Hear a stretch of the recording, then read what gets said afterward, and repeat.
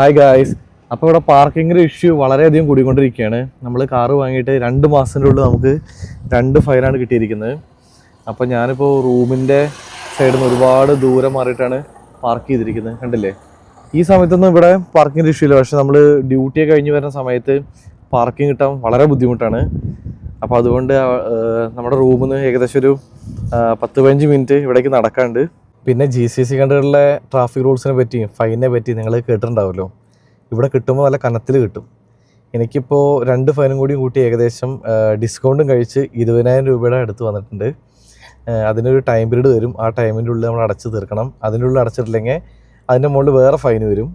എന്തൊക്കെ തന്നെ ആയാലും ഇവിടുത്തെ ട്രാഫിക് സിസ്റ്റം, ട്രാഫിക് റൂൾസ് എല്ലാതും ബാക്കി രാജ്യങ്ങളും ഫോളോ ചെയ്യേണ്ട ഒന്ന് തന്നെയാണ്. കാരണം നമുക്ക് ഡ്രൈവ് ചെയ്യാൻ വളരെ കംഫർട്ടബിളാണ്. എൻ്റെ പേഴ്സണൽ ഒപ്പീനിയനാണ്.